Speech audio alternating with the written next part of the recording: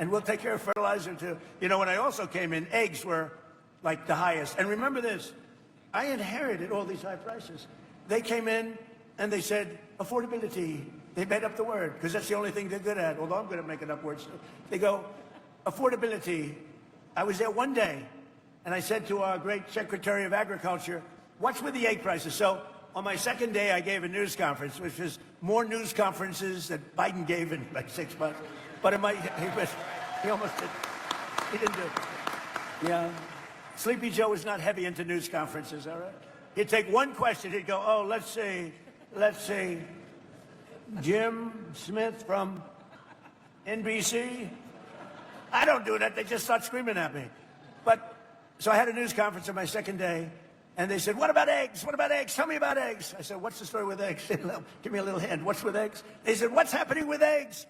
And I was told, you know, we have the great Easter egg hunt at the White House, and I was told to order plastic eggs. I said, I'm not ordering plastic eggs. And I called this young lady right over here, Brooke Rollins, Secretary of Agriculture. I said, Brooke, get the egg prices down, please. And she got them down. And by the way, speaking of Tom Tiffany, is one of the best congressmen in our country.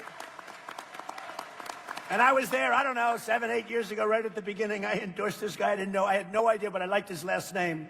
You know why? Because I bought the air rights many years ago off Tiffany, and I made a lot of money. So I saw Tom Tiffany. And I backed him, and he went like a rocket ship, and he won, and you've kept winning. And now he's running for a thing called governor, and you have... And you have... I don't want to knock him because he's finished after this, but you have a very sleepy governor, too, and you got a very sleepy... But I can tell you, Tom Tiffany is running for governor. He's a winner, and he's going to do a great job, okay? Right? Good luck, guys. So in a single month, we added 7,000 new manufacturing jobs and 17,000 new construction jobs, and we're building more plants than at any time in the history of our country. We have $18 trillion coming into the United States. As an example, the previous administration, in 4 years, think of this, had much less than $1 trillion come in. We have $18 trillion from countries and people all over the world in 11 months, not even in 1 year. So that's some difference. And I think that's probably why people are shocked to see the job numbers, because the construction jobs are through the roof. But when these plants, car plants and AI plants and all the different plants, when they open up, you know, we're leading China by a lot. I just got back from China. I was with President Xi, who I respect. But we're leading China by a lot in the AI race, a very important race. And we're leading everybody now when it comes to cars. They're coming in from Germany. They're coming in from Japan. They're coming in from Canada. Canada treats you guys rough, you know? Canada, they put on big tariffs. We didn't meet them with tariffs. I took care of them my first term really strongly, and I am now. But Canada's been very rough. You find them rough to deal with? Yes, you're pretty rough to deal with. He's more of a diplomat than me. And we are doing well. The previous 2 months, we were revised upward by nearly 100,000 jobs. They put the numbers too low. So actually, we had 100,000 more jobs than they reported. They were obviously Democrats, right? Wages for workers continue to rise, and for manufacturing workers, wages are up more than 8% since I took office, which is close to a record. Think of that. A blue collar is doing better than it's ever done before. And your farmers, if you remember, we had a bad patch in my first term where China and other countries were sort of boycotting the United States. And I met with the farmers, and I said, I'm going to get you something for it because you've been treated very badly. And I got $28 billion for the farmers in the first term, remember? I just asked Ken whether or not he got it. He said, I did. And we're looking at something also. Right now, we're looking at something to take the place of what's happened, because it's artificial. What happened to you is artificial with the energy and with the fertilizer. So we're looking at something. But in the first term, I got the farmers $28 billion. And I'll never forget, I was in the White House. I had about 35 farmers along this big, beautiful table. Not as beautiful as this table, okay? But this gorgeous, beautiful White House table, all the best. And I said, I'm going to get you a subsidy. And they looked at me, and he just said the same thing. One of them looked at me, stood up, said, sir, we don't want subsidy. We just want an even playing field. I said, nobody ever said that to me. All they want is money. You understand that? First time. Nobody ever said that. I've had so many meetings with different groups, different industries. If I said, I'm going to get you $28 billion, they say, oh, get it. They actually said, we don't want it. Now, I got it for you anyway. I didn't notice anybody turning it down, but I got it. But they said something that no other group said, Ron. They said, we don't want a subsidy. We just want just an even playing field, fair trade. They just wanted to be treated fairly. And nobody else has said that but the farmers. So we love you. We love you guys. So we're building more factories now than at any time. And we've also had huge drops. And I'll tell you, this is something that's amazing. African American unemployment is now doing better than it's ever done. And I don't know where that stat came from, but I'll take it. I don't know where the hell that stat came from, but we'll take it. And a short time ago, we were a dead country. We were dead as a doornail. If you look, go back 2 years, we were a laughingstock all over the world. We had a president that couldn't walk up a flight of stairs. He couldn't walk down a flight of stairs either, you know. And we had everybody, we were a laughingstock all over the world. And I was with the King of Saudi Arabia because I wanted him to invest trillions of dollars into our country. Look at that whole situation now, too. It's very interesting. But he was good, and he said to me, you know, President, it's amazing.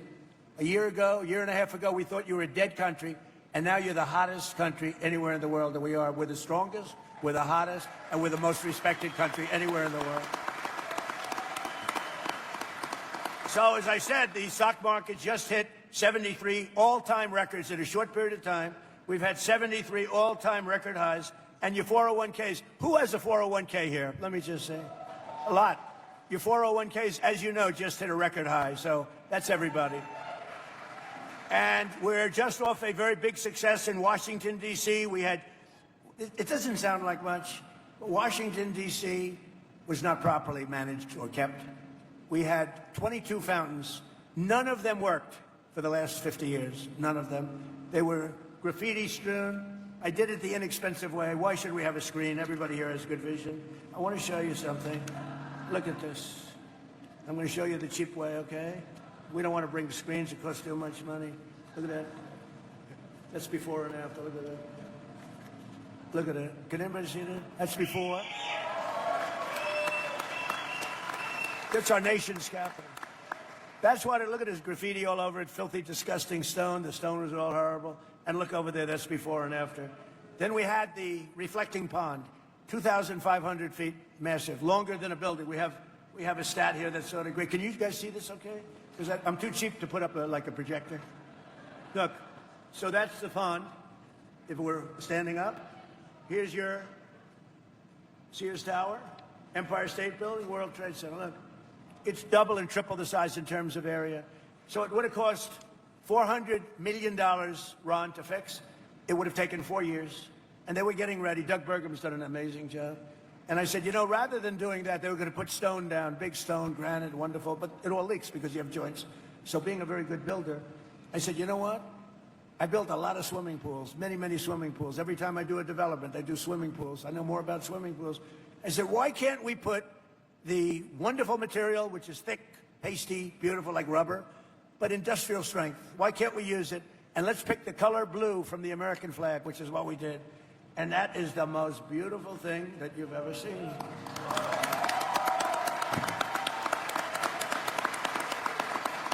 And look at that. I mean, look at that. It just opened yesterday. We just opened it. So there was going to take 4 years, 400 million. It took really about a month. Okay, it was going to. Can you imagine Washington between Lincoln? Think of Washington D.C. between the Lincoln Memorial and the Washington. Just think about this. You know that beautiful spire in honor of the great George Washington and the beautiful Lincoln Memorial. So between there, thousands of feet long. It was built in 1922, and to be honest, it never really worked. It leaked like a sieve because it was stone and concrete. So I took over the project. Now, Barack Hussein Obama, have you heard of him? Barack Hussein Obama spent, and Joe Biden, Sleepy Joe, they spent a total of about $150 million trying to fix it. They never got it opened. It never worked. It was terrible, disgusting. It was garbage-ridden. And I said to my pool guy, I said, take a look at it. And he said, well, sir, we can do it. We'll get industrial strength. And I used some guys, not him, I used some guys, but he gave me some good ideas because he's a pro. You know, they got very upset when I sent my pool person. I said, who else am I going to send? So I sent him over, and we sprayed it and put down beautiful, like a pool coating. It'll last maybe 50 to 100 years. So here's the thing, 400 million versus like 10 million. 4 years versus a month. Can you imagine? Can you imagine? And the difference is, look, here's your Lincoln Memorial. You have the Washington Monument and the Lincoln Memorial. Look at that. Beautiful. Look at how that reflects. It's like a mirror. Off beautiful, clean water. They had like garbage.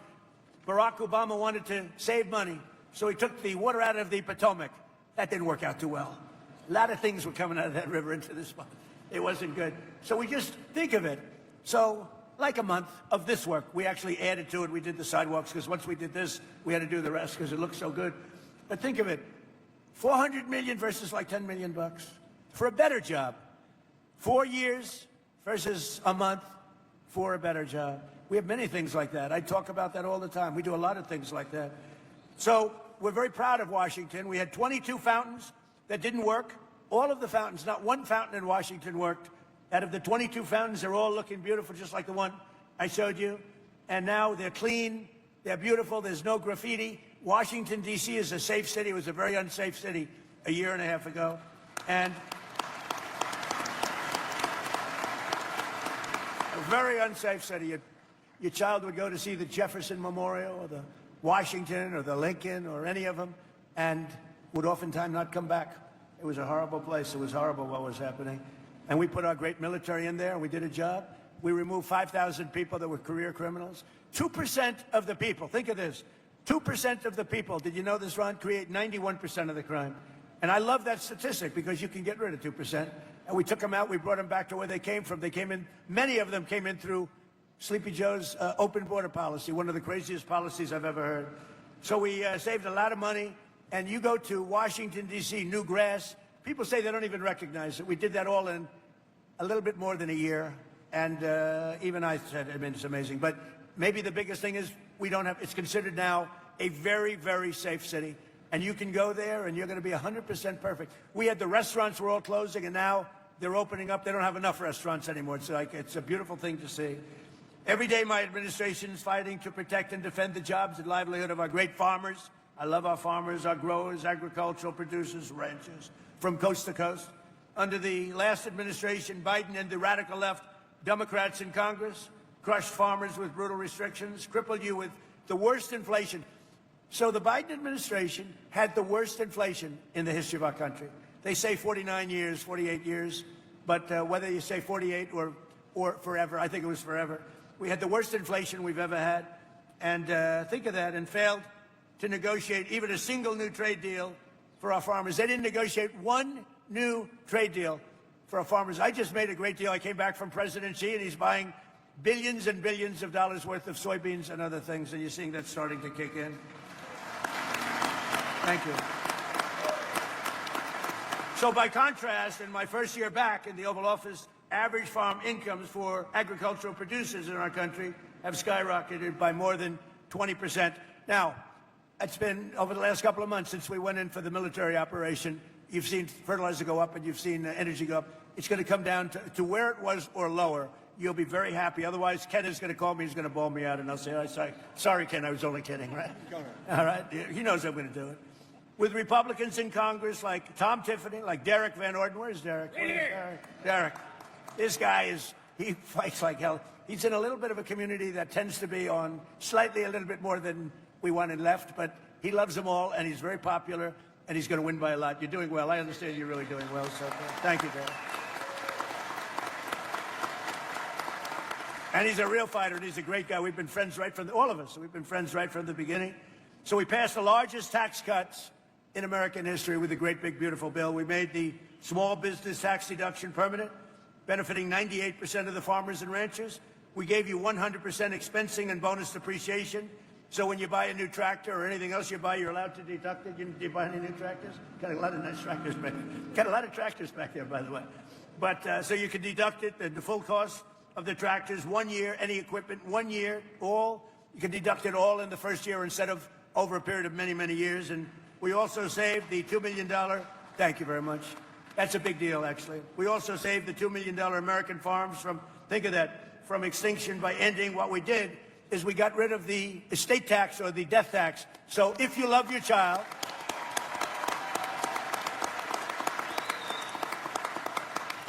if you love your child, if you don't love your child, then don't worry about it. It doesn't make any difference. Does anybody not love your child in the audience? No, but if you have a farm like this, someday it's going to come to time, right? And I met your boys, and he loves his boys.